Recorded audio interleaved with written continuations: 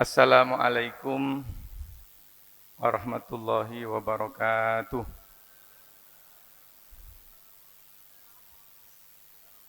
Ibu-ibu udah jawab salam belum? Bu, sudah jawab salamnya tadi? Sepertinya masih keras bapak-bapaknya. Bukan talam sembarang talam. Talam dianyam dari daun talas. Bukan salam sembarang salam. Salam saya ucap untuk dibalas.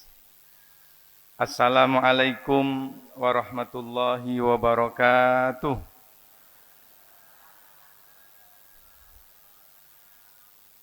Alhamdulillah. Alhamdulillahilladzi jama'ana lihada. Wa ma kunna linajtami'a laula an jama'ana Allah. Asyhadu an la ilaha illallah wa asyhadu anna Muhammadar Rasulullah. Allahumma salli wa sallim ala abdika wa rasulika syafi'ina Muhammadin wa ala alihi wa sahbihi wa man tabi'ahum bi ihsanin ila yaumiddin. Qala Allah Ta'ala fi kitabihil karim wa huwa astaqul qailin. A'udzu billahi minasy syaithanir rajim. Bismillahirrahmanirrahim. Ya ayyuhalladzina amanu taqullaha wa kunu ma'as shadiqin. Wa may ya'tasim billahi faqad hudiya ila siratin mustaqim. Wa qala Rasulullah sallallahu alaihi wasallam, Ittaqillaha haitsuma kunta wa atbi'is sayyi'atal hasanata tamhuha wa khaliqin nasa bi khuluqin hasan. Hadratal muhtaramin minal ulama'il ajilla wal asatidatil fudala wa kadzalikal hujjatil kurama. Bapak-bapak, ibu-ibu, wabil khusus para pengurus, para pimpinan kita semuanya, yang mudah-mudahan semuanya diberkati oleh Allah Subhanahu wa Ta'ala.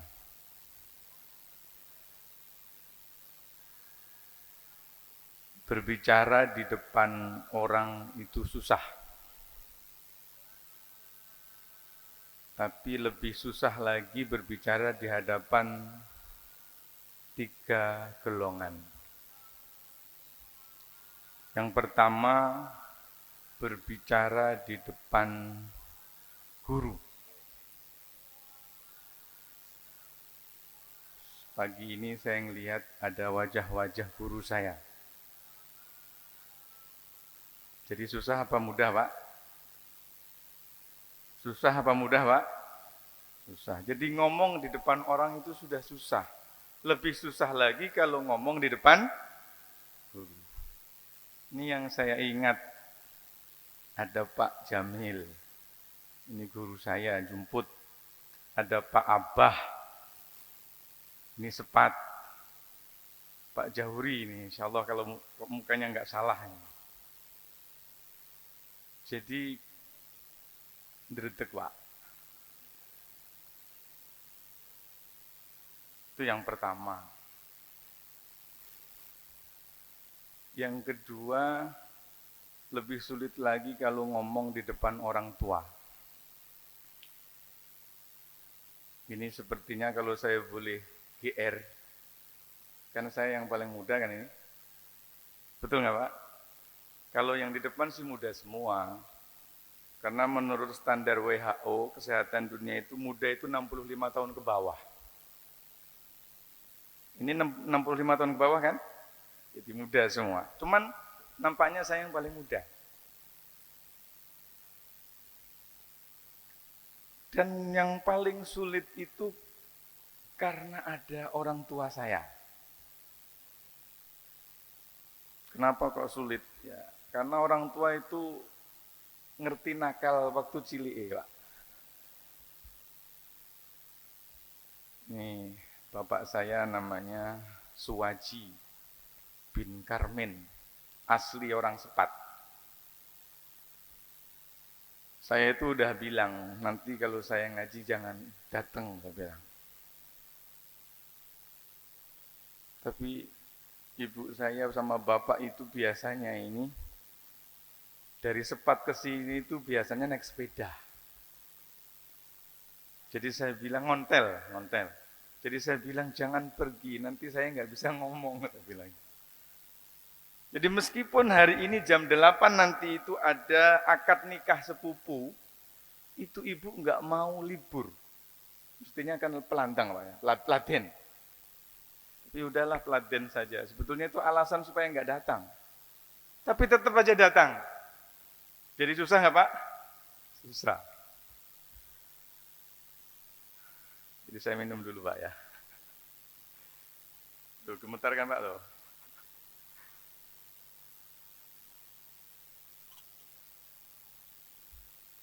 Alhamdulillah atas karunia dan juga anugerah dari Allah kita semuanya bisa hadir ke tempat yang diberkati ini. Secara khusus mungkin saya ingin menyampaikan terima kasih kepada Pak Haji Haris yang menjadi wasilah sehingga saya bisa hadir ke tempat ini. Bu, Ibu, pengajian madani itu biasanya serius apa suka bercanda? Serius? Emang beda ya. Kalau orang lain itu kalau mau ngaji itu pengennya yang banyak bercandanya. Tapi pengajian madani malah serius. Bener nih serius? Mukanya kok kayak... Jadi hidup itu udah susah Pak, jadi jangan serius-serius. Saya yakin di benak sebahagian jamaah ini ada yang punya pikiran. Kira-kira kalau yang ngomong pegang mic di depan ini yang muda itu bener apa salah Pak? Pak, saya jadi ingat ada satu ungkapan yang dikemukakan oleh salah seorang ulama. Man kanat mahasinuhu masawi. Fa kaifa la takunu masawihi masawi. Orang itu benernya saja itu bisa dinilai salah. Man kanat mahasinuhu mahasin, itu dari kata hasan, artinya kebaikan-kebaikan. Man kanat mahasinuhu masawi, masawi itu buruk. Jadi orang itu baiknya saja bisa dinilai buruk. Fa kaifa la takunu masawihi masawi. Lantas bagaimana mungkin keburukan orang itu memang tidak ada penilaian kecuali buruk. Pak, jangan serius-serius. Saya ini udah dredeg, jadi jangan bikin serius. Jadi jangan tambah. Jadi kita bercanda biar saya ngurangin dredegnya. Nah, ini ada guru saya waktu di Paciran dulu Pak. Saya dulu mondok di Paciran, Pak Hudi. Dari 2000 sampai sekarang nggak pernah ketemu, tapi saya masih ingat muka beliau. Mudah-mudahan Allah memberikan umur panjang kesehatan kepada guru-guru.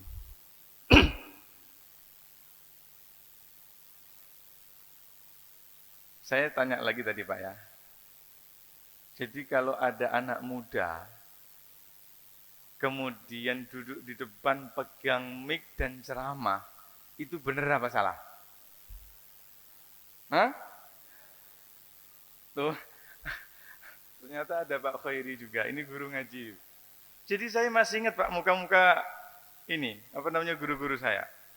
Jadi mohon maaf nanti kalau nggak saya sebut ya mungkin nggak kelihatan gitu ya. Saya tanya lagi Bu, Bapak diem. Bu, kalau saya pegang mic duduk di depan kemudian ceramah itu benar apa salah? Kenapa kok benar? Kenapa kok benar? Mungkin ada yang bilang, Orang anak kecil baru kemarin sore gak duduk di depan. Betul enggak? Kalau ada orang punya pikiran kayak gitu, boleh nggak? Boleh. Tapi mungkin sebahagiannya ada yang menjawab, loh yang megang mic dan duduk di depan tuh bukan soal umur. Ada yang lebih tua, ada yang paling tua di majelis ini. Cuman masalahnya pernah ngaji apa enggak? Pernah mondok apa enggak? Kalau ada orang berpikiran kayak gitu, bener apa salah? Yang pertama tadi juga benar. Lah orang bocah anak kecil kok ngomong di depan. Benar apa salah? Benar. Tapi kemudian dijawab oleh orang kedua. Loh masalahnya bukan kayak begitu Pak. Yang punya kelayakan untuk duduk di depan pegang mic itu bukan soal kecil atau tuanya. Tetapi masalahnya pernah ngaji apa enggak? Kalau orang umurnya 60, 70 tapi nggak pernah ngaji, kira-kira kalau dikasih mic cocok apa enggak? Pak?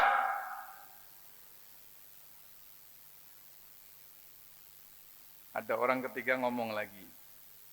Loh ya bukan begitu. Jangan merendahkan begitu. Yang di dalam ruangan ini juga ada orang yang sepuh. Tapi juga pernah ngaji. Bahkan murid-muridnya, santri-santrinya udah jadi orang besar, para ulama, ilmuwan, pinter-pinter. Kalau ngomong begitu boleh nggak? Boleh. Jadi orang udah 3 nih ngomong, semuanya betul, nggak ada yang salah. Tapi dijawab lagi sama orang yang keempat. Ya. Orang keempat ini kebetulan namanya Bapak Husin Ahmadi. Mana Pak Husin? Kebetulan Pak Husin ngomongnya. Loh masalahnya bukan itu. Saya sepakat bahwa yang duduk di depan itu enggak yang muda atau yang tua, tapi yang penting ngaji. Jadi meskipun di dalam majelis ini ada orang yang lebih tua dan juga pernah ngaji, cuman kan masalahnya hari ini jadwalnya khairin. Jadi siapa yang benar? Siapa yang benar? Loh Pak, saya ini meskipun muda tapi yang duwe duga toh Pak. Jadi meskipun saya ini muda, kalau nggak diundang juga nggak bakal kesini. Beres ya? Beres. Jadi boleh ya di depan ya meskipun muda ya? Supaya nanti yang di belakang nggak ada yang gremeng.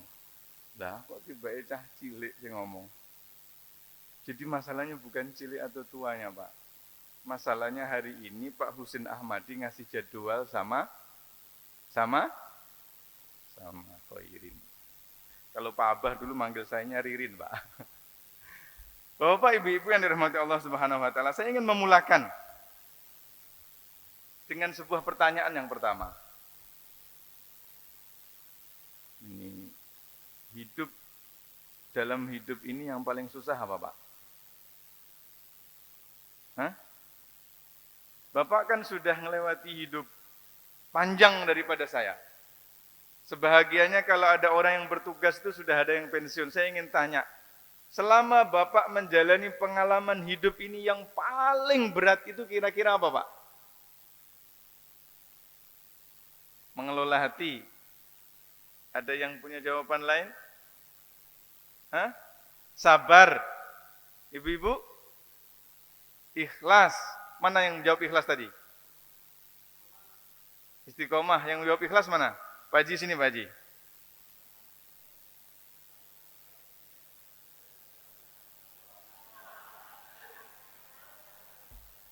Ini buat Pak Haji yang jawabannya sesuai dengan jawaban saya. Terus, satu suwun, sami-sami.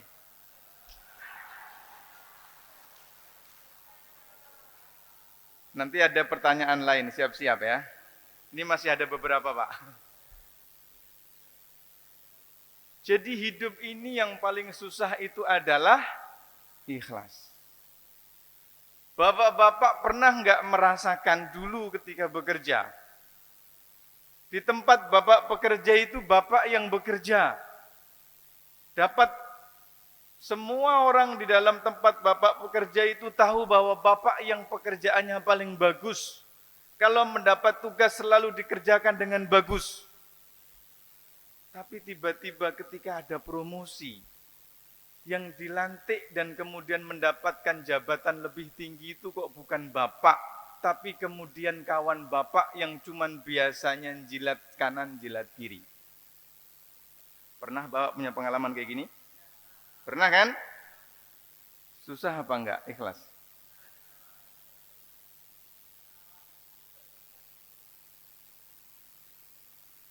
Ya kan? Di kampung bapak ini ada pilihan desa, pilihan lurah. Ada 2 kandidat, yang satu bebet, bibit dan bobotnya bagus. Keilmuannya juga bagus. Ketokohannya juga bagus. Ngomong masyaratnya juga bagus. Tetapi ketika pilihan hari H terjadi, yang terpilih justru orang yang nomor 2. Bapak sebagai anggota pengajian madani yang sudah lama ngaji, kira-kira pilih pertama atau kedua? Pertama. Tapi kemudian kok yang terpilih justru yang kedua? Bapak ngedumel apa ikhlas? Ngedumel apa ikhlas?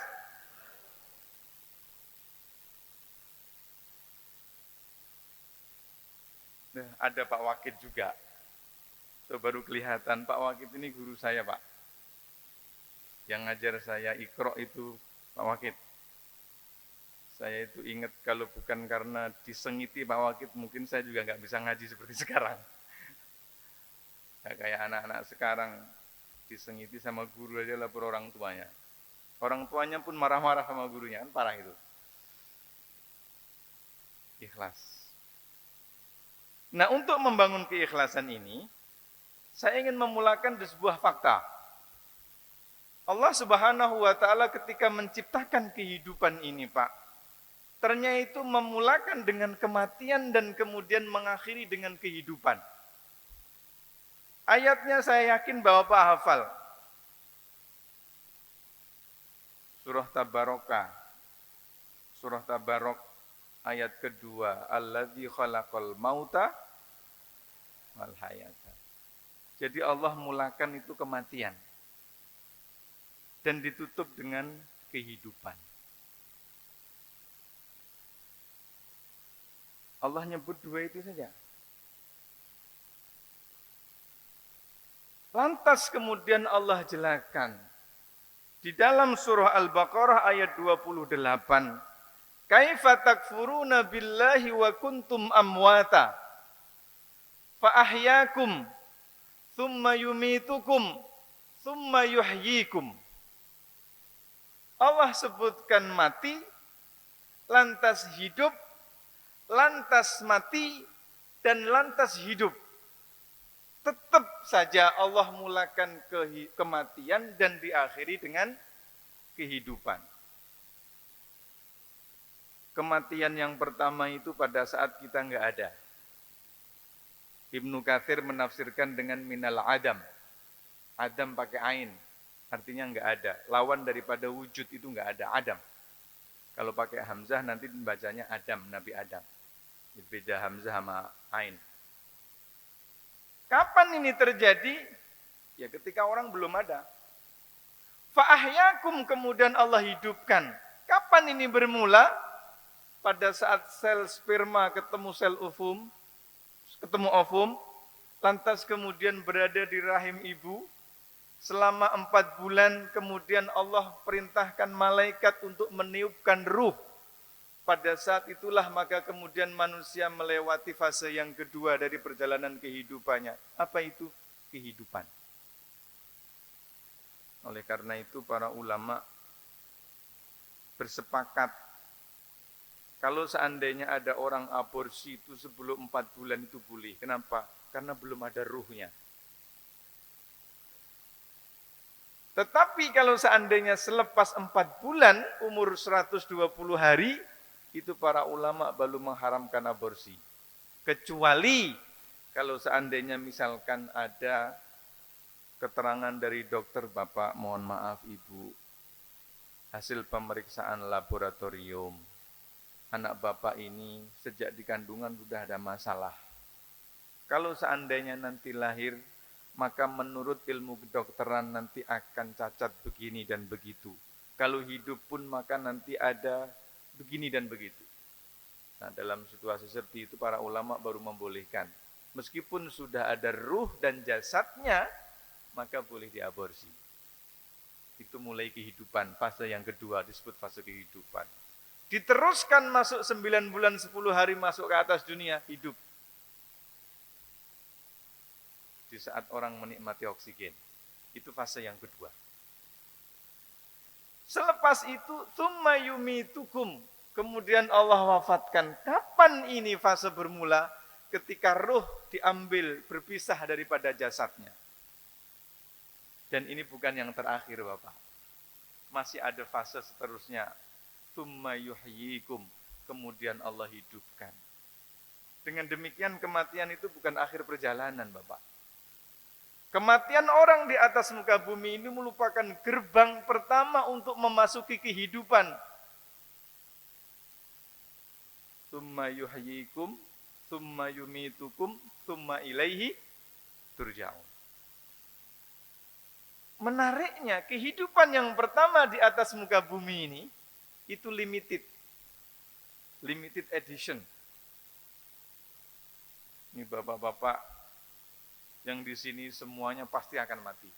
Kenapa? Karena limited, terbatas. Kalau orang bapak-bapak itu punya pulsa itu ada istilahnya terbatas. Kalau sudah tiba ajalnya, ya sudah selesai.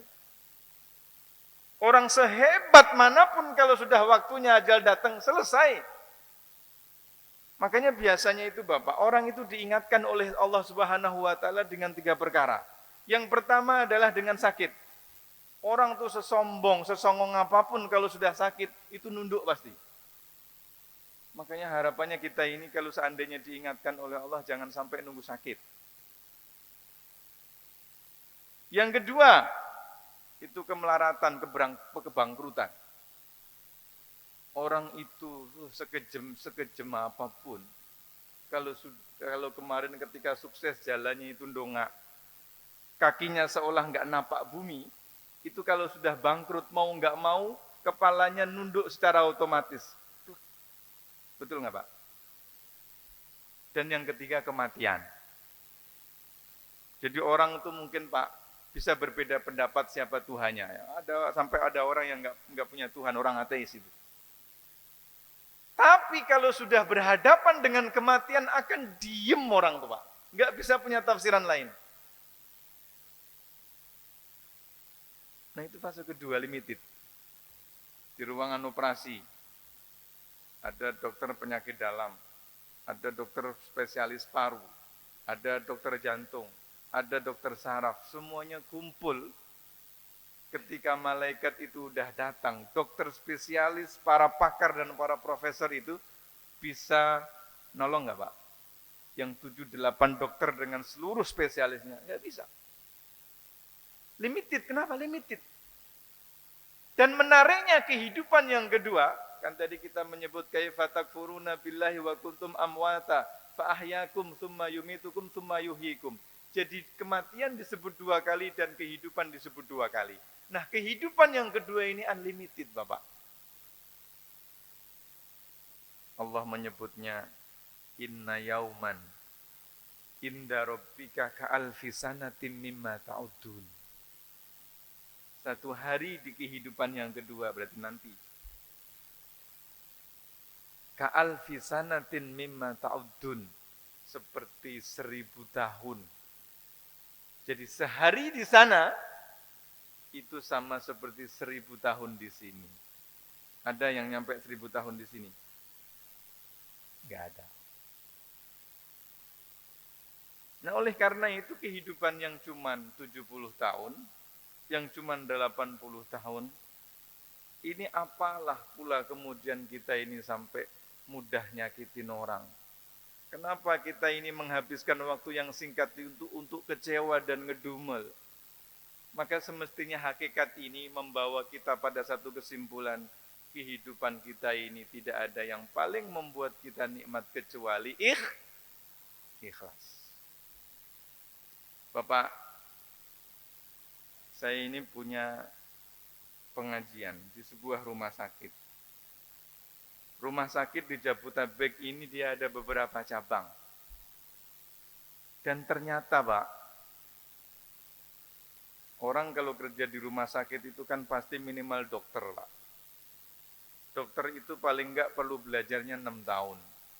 Kalau ditambah dengan spesialis tambah lagi 3-4 tahun. Kalau kemudian pengen S3 lagi, tambah lagi 4-5 tahun. Kalau sampai ke profesor itu udah orang paling pinter. Ini rumah sakit berada di mana-mana cabangnya. Ternyata dilalah kesana Allah, yang punya rumah sakit itu nggak lulus SD. Sampai percaya nggak Pak? Jenengan percaya nggak? Jadi ternyata orang-orang pinter itu majikannya adalah orang. Nah, menurut rumus logika jenengan masuk akal nopo mboten? Enggak. Ngedumel. Nah. Lah Bapak juga kayak begitu. Kalau 5-10 tahun terakhir itu Bapak enggak ikhlas dengan ketentuan Tuhan punya pemimpin. Kan Bapak sakit hati. Enggak bahagia 5 tahun. Enggak bahagia 10. Misalkan yang jadi itu bukan yang Bapak pilih. Tadi lurah contohnya. Yang pilihan Bapak itu malah enggak jadi. Kemudian Bapak enggak ikhlas, enggak terima, enggak ridho. Selama 5 tahun Bapak bahagia enggak hidupnya? Nah, itu maksud saya. Padahal kalau bab seolah pemimpin, Allah udah ngasih rumus. Qulillahumma malikal mulki tu'til mulka man wa tanzi'ul mulka mimman wa tu'izzu man wa tudhillu man biyadikal khair. Jadi kalau begitu, ya pilihan ya pilihan. Jago ya jago. Tapi kalau sudah dilantik dan diresmikan, enggak mungkin itu terjadi kecuali atas kehendak. Ya sudah. Ada Pak Lurah lewat jalan gang ini, lewat jalan yang lain. Kenapa? Sebab itu bukan jago saya. Lu kok enggak enak amat hidup kayak begini nih. Betul enggak? 2024 nanti silahkan Bapak mau pilih siapa. Tapi saya berharap nanti Bapak harus lebih legowo dan lebih ikhlas dari pemilu-pemilu sebelumnya. Kalau seandainya pilihan Bapak itu enggak terpilih. Orang semuanya itu sudah ditentukan kok nanti dulu ketika di alam azali. Allah berfirman dalam Al-Quran, Allahul ladzi khalaqa sab'a samawat wa minal ardi mithlahunna yatanazzalul amru bainahunna. Langit ini oleh Allah diciptakan 7 lapis, bumi juga 7 lapis. Dan pada saat itu pula Allah tentukan apa yang akan terjadi di alam dunia itu sudah ada keputusannya. Yatanazzalul amru bainahunna. Antara langit dan bumi, takdir ketetapan Allah sudah naik turun, naik turun, naik turun. Kalau pesawat itu berarti take off, landing, take off, landing.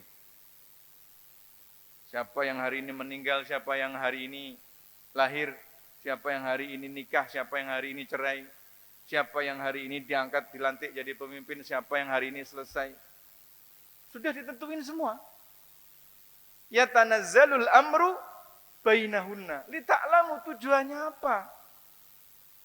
Kalau Bapak itu melihat ada orang yang menurut kacamata Bapak enggak pinter, enggak kompeten, cengengesan, enggak bisa jadi tokoh kok kemudian menjadi lantik jadi pemimpin, itu semestinya akidah kita berbicara orang Allah sudah berkehendak kok. Li ta'lamu annallaha qad ahata bikulli syai'in ilma wa annallaha ala kulli syai'in qadir. Jadi kalau Allah itu melantik seorang pemimpin kepala daerah yang pinter kemarin itu, ya Allah juga yang melantik pimpinan daerah yang hari ini mungkin nggak pinter. Contoh ini Pak, contoh. Jangan panjang-panjang mikirnya. Sampai sini oke? Sampai sini oke, Pak? Terus? Ya, saya jadi ingat, Pak. Saya ketika menyelesaikan studi di Malaysia kemarin, itu sebetulnya nggak mau pulang. Karena sambil S3 itu saya sudah ngedosen. Dan terakhir itu sebagai sekretaris jurusan.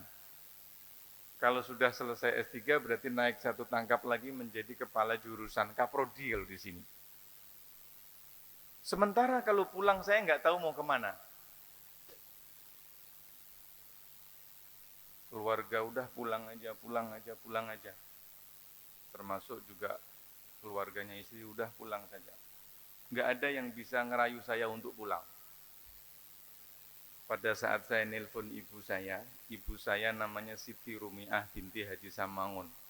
Nggak tahu ini duduknya di mana. Yang penting jangan di depan saya biar saya nggak grogi tadi. Kata ibu saya udah pulang.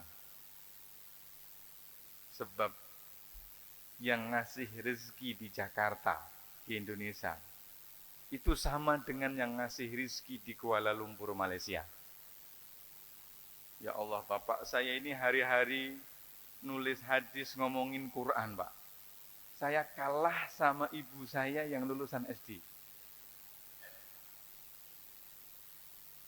Saya nggak mau pulang. Kenapa? Karena di sana udah jelas saya kerja. Sementara kalau pulang, saya nggak tahu mau ngapa. Kalau saya pulang ke Sepat belum tentu Pak Kiai Wahid terima kan? Ya, udah saya pengen di sini, anak-anak saya juga udah sekolah di sana. Jadi ibu mertua ngerayu nggak bisa, bapak mertua ngerayu nggak bisa, istri saya juga udah mulai nggak betah ngerayu nggak bisa. Ibu saya cuma ngomongnya itu.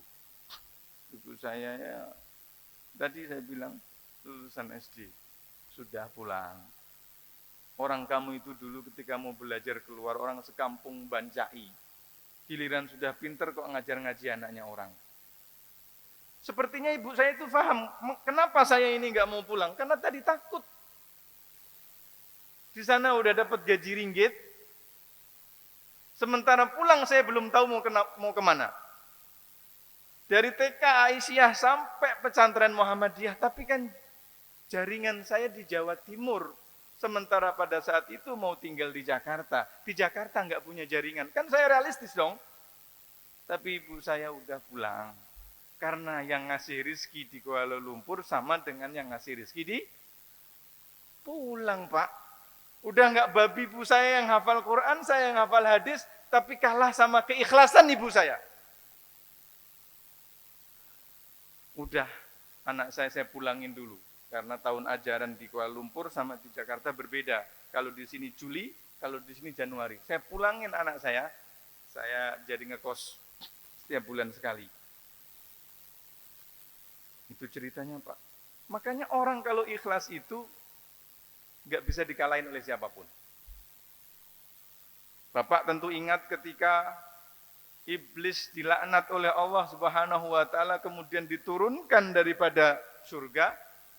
Lantas kemudian dia berikrar, "Tsumma la'atiyannahum min baini aydihim wa an aymanihim wa an syama'ilihim, tsumma la'ughwiyannahum ajma'in illa ibadaka minhumul mukhlasin."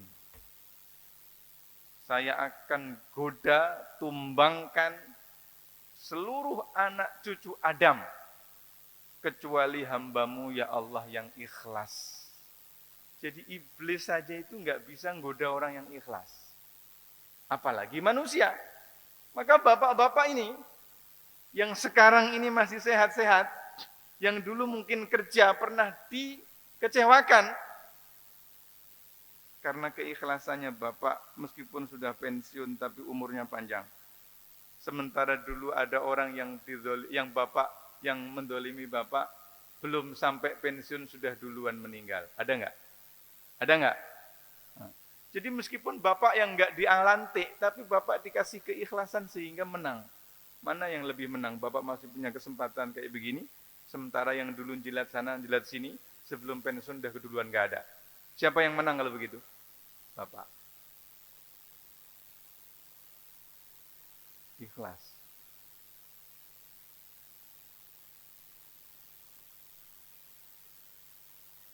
Saya ingin kasih contoh lagi keikhlasan. Belajar keikhlasan dari para nabi. Ada nabi namanya Ibrahim. Nabi Ibrahim ini hebat, Pak. Nabi Ibrahim ini susah dijadiin teladan. Kenapa? Karena saking sempurnanya. Persis seperti Nabi Muhammad. Sehingga ketika Allah meminta kita untuk menjadikan teladan kepada Nabi Ibrahim, itu ayatnya hampir sama dengan cara Allah meminta kita meneladani Nabi Muhammad. Kalau ayat tentang keteladanan Nabi Muhammad kan, laqad kana lakum. Kalau keteladanan Nabi Ibrahim, laqad kana lakum fi Ibrahim walladzina amanu ma'ah. Laqad kana lakum uswatun hasanatun fi Ibrahim walladzina ma'ah. Jadi sama. Kalau Nabi Muhammad, laqad kana lakum fi Rasulillahi uswatun. Kalau Nabi Ibrahim, laqad kana lakum uswatun hasanatun fi Ibrahim. Jadi hampir sama. Kenapa Nabi Ibrahim itu istimewa dan kemudian dijadikan teladan? Persis seperti kita harus menteladani Nabi Muhammad yang pertama.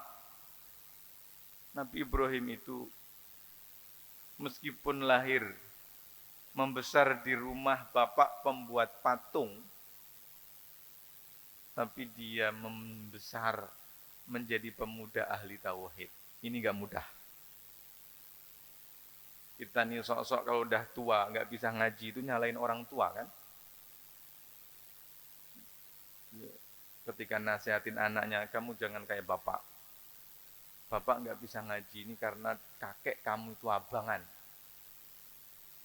Betul enggak? Betul enggak?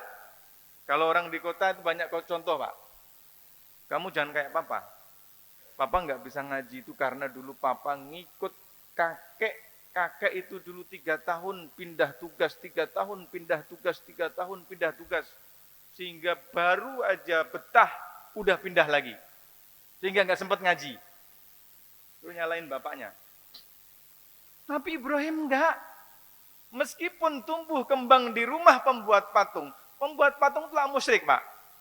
Mana ada orang buat patung tapi kemudian dia nggak musyrik.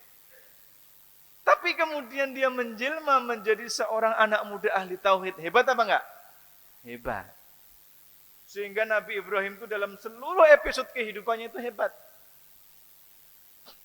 Kalau kita ini Pak yang sekarang mungkin kelihatan hebat ini, orang nggak tahu aja dulu kita nakalnya, ya enggak? Ya enggak? Nggak tahu aja dulu kita nakalnya. Yang senyum-senyum tuh mungkin beneran itu. Dulu tugas di pajak di Banjarmasin, istrinya di sini. Nggak ada yang tahu kan? Ada yang tahu nggak? Nakal nggak? Nggak ada yang tahu. Jadi kalau sekarang kelihatan bagus-bagus itu karena memang apa? Karena nggak dikasih tahu Allah. Tapi Nabi Ibrahim enggak. Jadi anak hebat. Selepas itu menikah. Menikah dengan siapa, Bu? Bu, nikah dengan siapa? Sarah. Siti Sarah ini nikah lama dengan Nabi Ibrahim, nggak punya anak. Kalau ada orang menikah lama, nggak punya anak, itu sedih apa enggak? Sedih apa enggak? Galau enggak? Kira-kira yang paling galau itu bapak-bapak atau ibu-ibunya? Hah? Jadi kalau ada suami istri menikah nggak punya anak, itu yang paling cemas bapaknya atau ibunya, suaminya atau istrinya? Kenapa, Pak? Kenapa, Bu? Tinggal wayo. Ya. Bapak juga galau sebetulnya. Tapi kalau ada kesempatan kan ada alasan, ya enggak? Tapi berbeda, Pak, dengan Siti Sarah ini, Pak. Bang, abang ini kan nabi. Kita berumah tangga juga udah lama. Sampai saat ini kita nggak punya anak. Terus nanti kalau abang nggak punya anak, nanti siapa yang meneruskan perjuangan abang? Kata Siti Sarah. Lah ya gimana? Orang belum dikasih, kata Nabi Ibrahim. Udahlah abang begini aja, gimana kalau abang nikah lagi? Kalau bapak-bapak dapat omongan begini dari ibu-ibu, itu fakta apa mimpi, Pak? Hah? Mimpi apa fakta? Mana yang bilang fakta tadi? Pak, yang mana Pak? Itu mimpi. Tapi coba kita lihat, pribadi Ibrahim ikhlas. Ya enggak apa-apa, orang gimana lagi, orang belum dikasih, kata Nabi Ibrahim. Tapi ternyata keikhlasannya Nabi Ibrahim dibalas dengan keikhlasannya Siti Sarah. Bang, lah kalau abang nggak punya anak, nanti siapa yang akan meneruskan perjuangan abang? Udahlah abang nikah lagi. Ini kalau ada istri ngomong begini, ikhlas apa pura-pura? Ikhlas apa ngetes suaminya? Kalau seandainya bapak dapat tawaran kayak begitu, bapak jawabnya apa? Oh, malu-malu ini. Aduh. Kata Nabi Ibrahim, enggak layang. Bab itu bab berat. Makanya berat kata Nabi kan, kalau orang tuh punya istri lebih dari satu, enggak bisa adil, nanti di hari kiamat jalannya sengkleh. Kayak orang stroke. Enggak mau Nabi Ibrahim.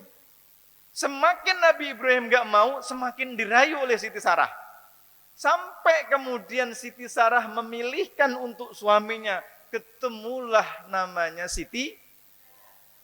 Jadi Siti Hajar itu ternyata hasil pilihan Siti Sarah. Bu, Ibu, wanita akhir zaman ada enggak yang kayak Siti? Ada enggak? Nikahlah kemudian dengan Siti Hajar. Enggak lama selepas nikah sama Siti Hajar, Siti Sarah hamil. Ibu, nyesel apa enggak? Tahu begini mah enggak saya tawarin kemarin. Betul enggak? Enggak lama selepas Nabi Ibrahim nikah dengan Siti Hajar, Siti Sarahnya hamil. Itu getonya pirang. Getun enggak, Pak? Tapi karena memang ikhlas, ya sudah. Makanya saya enggak tahu, orang Jonegoro itu kan ada istilah mancing anak. Betul enggak? Tapi enggak tahu, sepertinya filosofinya salah. Orang Bojonegoro kalau mancing anak itu biasanya kan ngambil anaknya ponakan, ngambil anaknya adik kan gitu kan biasanya. Lah padahal kalau pengen niru Nabi Ibrahim itu bukan ngambil anak, Pak. Tapi ngambil, loh, dapat kesimpulan sendiri kan? Memang ini pengajian Madani pinter-pinter. Padahal bukan saya loh yang ngomong ya.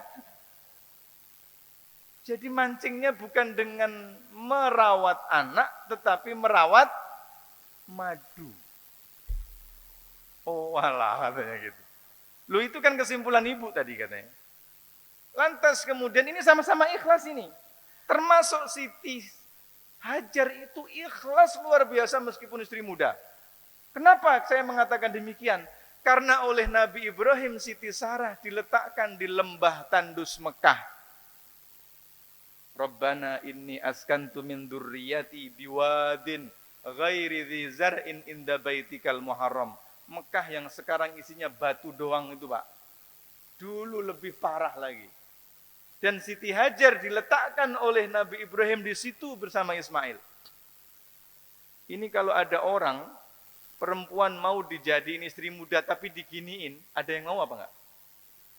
Kalau di Jakarta ini Pak, istri pertama itu istiqomah. Suaminya istiqomah. Istri dua dikontrakin rumah. Sementara yang istri muda itu disewain, ditaruh di apartemen. Betul enggak? Betul enggak? Tapi Siti Hajar punya keikhlasan, meskipun menjadi yang muda, tetapi mau ditinggal sendirian di lembah Ka'bah yang tandus. Mudah-mudahan yang hadir di majlis ini dimudahkan oleh Allah untuk umroh dan haji. dengan orang-orang tersayang yang sudah pernah pun juga kembali lagi, amin. Dan kalau haji nanti bersama KBI Hamadani, amin. Jadi ini ikhlas semuanya ini. Ibrahimnya ikhlas, Siti Sarahnya ikhlas, Siti Hajarnya ikhlas. Dengan Siti Sarah punya anak namanya Ishak. Ishak dilantik oleh Allah menjadi nabi. Dari Ishak punya anak namanya Yakub. Yakub dilantik menjadi nabi. Anak keturunan Ishak Yakub ini adalah nabi-nabi Bani Israel. Dari Siti Hajar punya anak namanya Ismail. Dilantik juga menjadi nabi. Nabi Muhammad sallallahu alaihi wasallam keturunan daripada Nabi Ismail. Jadi ini enggak mungkin ada keluarga yang kayak begini itu kalau bukan hasil daripada keikhlasan tadi. Sampai ketokohan dan kehebatannya Nabi Ibrahim, Allah mengabadikan, Rasulullah mengabadikan, ada namanya salawat Ibrahim. Gimana bunyinya, Pak? Kama sallaita ala. Nah, jadi Nabi Ibrahim itu dibaca oleh orang sampai akhir zaman. Kapan? Pada saat tahiyat. Kalau ada orang sholat nggak baca tahiyat Ibrahimiyah itu sholat cap apa? Siapa ya gurunya yang ngajarin? Ibrahim. Apa itu? Keikhlasan tadi. Ikhlas untuk apa? Untuk tidak nyalahkan orang tuanya. Jadi Nabi Ibrahim itu jadi apapun itu hebat. Menjadi anak hebat.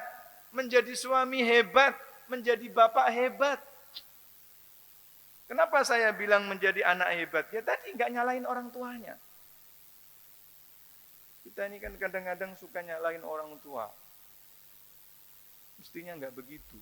Kalau kita ini terlahir bukan dari orang tua yang hebat, justru kita yang harus membuat keluarga ini hebat. Kalau kita ini terlahir dari orang tua yang tidak punya harta, justru harta termahal itu adalah kita sebagai anaknya. Kan begitu mestinya. Ketika menjadi suami hebat, gimana enggak hebat? Sampai mau nikah lagi itu bukan dia yang ngerayu, tapi istrinya. Kalau orang sekarang kalau ada orang mau nikah lagi, itu yang gateli itu suami apa istrinya? Loh kan beda kan, Pak? Beda. Kalau Nabi Ibrahim justru istrinya yang ngerayu suaminya. Kalau orang sekarang, ustadz sekarang, kiai sekarang mau nikah lagi, yang ngerayu istrinya apa? Lebih beda level. Hebat. Jadi bapak juga hebat lah, bagaimana enggak hebat? Orang anak-anaknya semuanya menjadi nabi. Dan ini apa rahasianya? Keikhlasan. 10 menit lagi. Ada pertanyaan Pak sebelum saya terusin? Sebab saya dimaklumkan salah satu karakter istimewa dari pengajian Madani, 6 tank mulai, 7 tank selesai. Sebelum saya teruskan, ada yang mau ditanyakan? Hah? Pas. Saya teruskan ya. Keikhlasan. Nah sekarang pertanyaan ikhlas itu kayak gimana? Bapak-bapak, ibu-ibu, saya ini sebetulnya termasuk yang enggak terlalu minat untuk ngomongin keikhlasan. Karena semakin banyak kita sampaikan teori tentang keikhlasan itu malah khawatir menjadi enggak ikhlas. Udah ini saya bantu beneran ikhlas. Kira-kira kayak gini ikhlas apa enggak, Pak? Suruhan dulu 50.000 10 tahun yang lalu. Sekarang suruhan 50 rabi lagi ikhlas enggak nerimanya, Pak? Kan sok-sok jadi masalah kan itu kan? Tapi saya ngasih satu teori saja. 10 menit mudah-mudahan. Ikhlas itu kayak surah Al-Ikhlas, Pak. Surah Ikhlas itu apa Pak bunyinya, Pak? Alhamdulillah. Orang Jakarta tuh Pak, kalau disebut surah Al-Ikhlas nggak tahu Pak dia. Tapi kalau disebut surah Kulhu hafal dia. Pak coba baca surah Al-Ikhlas. Surah Al-Ikhlas itu apa Ustaz? Ya gitu jawabnya. Ya kulhu, hafal dia Pak. Tapi jamaah pengajian Madani hebat. Kenapa saya mengatakan keikhlasan, teori keikhlasan itu seperti surat Al-Ikhlas yang pertama? Surah Al-Ikhlas itu namanya ikhlas Pak. Tetapi kata-kata ikhlas itu tidak ada di dalam ayat-ayat di dalamnya. Saya kalau baca Idza zulzilatil ardu zilzalaha. Surah apa, Pak? Alhaakumut takatsur. Surah apa, Bu? Lam yakunil ladzina kafaru min ahlil kitabi wal musyrikina munfakkina hatta ta'tiyahumul bayyinah. Surah apa, Pak? Bayyinah. Amma yatasaalun anin naba'il azim. Surah apa? Jadi nama-nama surah di dalam Al-Quran itu diambil dari potongan ayat yang ada di dalamnya. Kalau Bapak baca surah Al-Baqarah, pasti perkataan Al-Baqarah itu ada di dalamnya. Kalau Bapak surah Ali Imran, kata Ali Imran itu pasti ada di dalamnya. Kalau membaca surah An-Nisa, itu pasti perkataan An-Nisa ada di dalamnya. Al-Ma'idah, Al-An'am, Al-A'raf, Al-Anfal. Saya hafal ini Pak. Ayat-ayat 114 ini. Yang bikin saya hafal ya Pak Wakid ini Pak. Dulu di Masjid Sepat itu Pak. Bukan cuma bukan suruh ngapalin suratnya Pak. Tapi disuruh nomor ayat dan urutannya sampai 114 Pak. Pak Wakid ini Pak. Umur panjang beliau. Sampai sekarang saya masih ingat. Bapak hafal nggak? Al-Fatihah, Al-Baqarah, Ali Imran, An-Nisa, Al-Ma'idah, Al-An'am, Al-A'raf, Al-Anfal, At-Taubah dan seterusnya itu. 20 Toha, 21 Anbiya, 30 Ar-Rum, 31 Luqman, 40 Ghafir. Itu saya hafal Pak. Pak Wakid ini yang bikin saya hafal.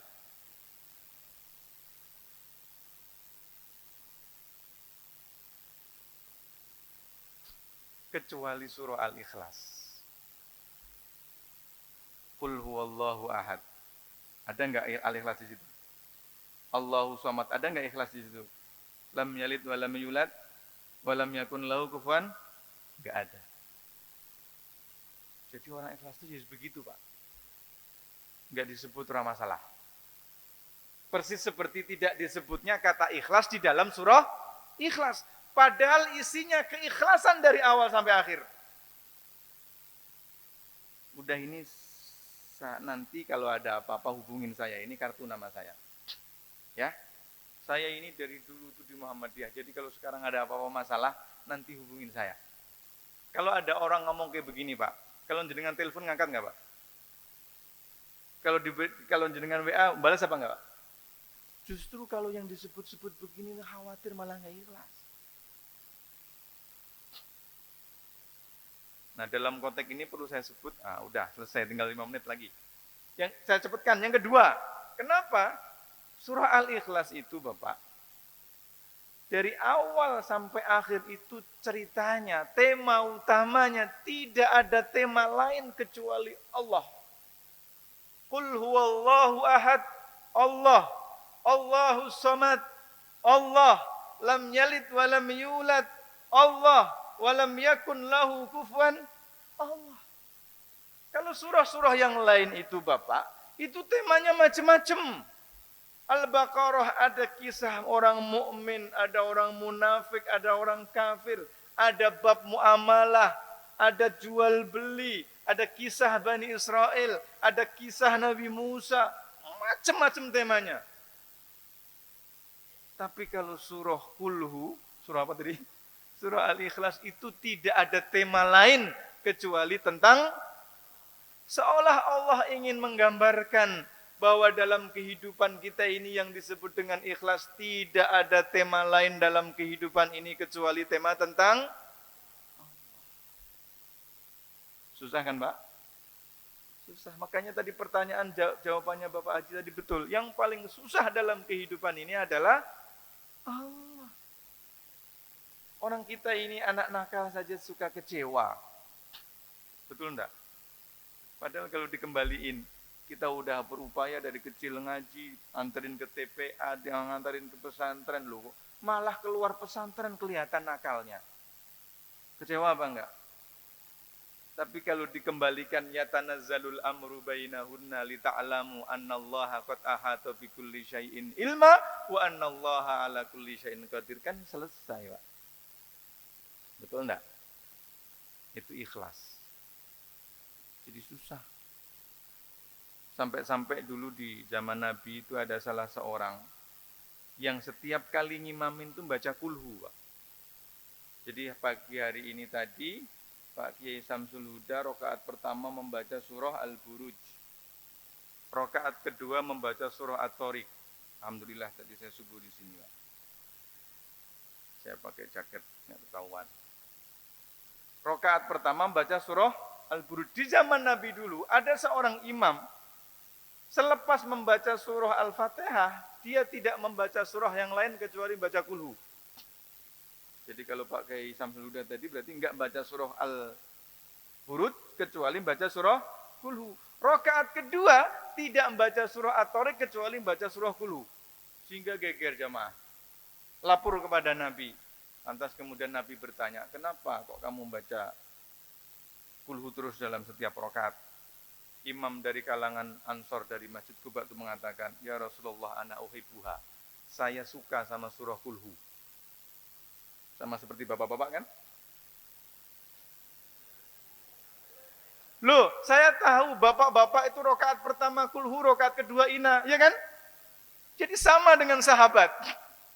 Ya beda, Pak. Kalau sahabat itu baca kulhu, itu karena saking cinta penghayatannya. Tapi kalau bapak-bapak baca kulhu karena nggak punya surah yang lain kan? Mohon maaf. Ini kok jadi ngeledekin orang tua. Mohon maaf, Pak. Mendapat jawaban dari sahabat tadi, ya Rasulullah ana uhibbuha. Saya suka sama surah kulhu. Jawabannya Nabi itu apa? Hubbuka iyyaha adkhalakal jannah. Kecintaanmu sama surah kulhu itu akan memasukkanmu ke dalam surga. Ibu-ibu berarti udah masuk surga ya? Karena setiap hari baca. Tapi bukan kulhunya itu, Pak. Tapi ya keikhlasannya tadi. Nah, oleh karena itu, yang paling susah dalam hidup itu ya tadi mengelola hati untuk ikhlas. Sehingga ada salah seorang guru kiai mengatakan kalau kamu, tirakat yang paling berat itu adalah mengelola hati. Kalau kamu nggak bisa sholat malam karena capek kerja ngedos ndaut, wis rapopo. Ini kata kiai ini, saking bijaksananya. Kalau kamu nggak bisa sholat duha, ya bagaimana sholat duha? Orang jam pagi itu waktunya di sawah. Iter, ya. Kalau kamu nggak bisa puasa karena nggak kuat, ya bagaimana mau puasa? Sunnah, orang puasa wajib saja kalau tukang bangunan yang nggak kuat itu boleh nggak puasa kok. Apalagi ini puasa sunnah. Tirakat yang tapi boleh kamu nggak tahajud dengan alasan tersebut, nggak boleh sholat duha karena alasan itu, nggak bisa puasa karena itu nggak boleh. Tapi yang tidak boleh ditinggal adalah tirakat hati. Nah, itu yang susah. Ada tetangga gelangnya baru, yang sewot siapa? Ada tetangga punya R3, yang grundel siapa? Itu saja Pak, pas jam 7. Mudah-mudahan bermanfaat. Apabila ada kata yang salah, tersasar, kasar, mohon dibukakan pintu maaf yang sebesar-besarnya. Salah satu di antara tanda keberkahan pengajian ini adalah kita bisa melaksanakannya, meskipun susah. Dan yang kedua, kalau seandainya nanti Khairin diundang lagi, kira-kira nanti lanjut nggak Pak? Ya. Insya Allah kalau umur panjang, badan sehat, jadwalnya pas, insya Allah saya akan sowan lagi ke Bojonegoro. Mohon doanya sekali lagi, terima kasih buat guru-guru. Ya, khairin ririn bisa seperti ini ya karena diajarin oleh guru-guru yang ikhlas itu semuanya. Ya, mulai dari di TK di Sepat Pak Wakit. Kalau di Mbalen dulu ada Pak Rofi, ada Pak Malik, ya, dan seterusnya. Mudah-mudahan Allah menerima seluruh amal ibadah kita. Aku qouli hadza wa astaghfirullah ke Cikini, dari Cikini ke Gondang Dia. Kok nggak bilang cakep sih, Bu? Cukup di sini. Semoga di lain waktu kita berjumpa. Adani Allahu wa iyyakum ajmain. Assalamualaikum warahmatullahi wabarakatuh.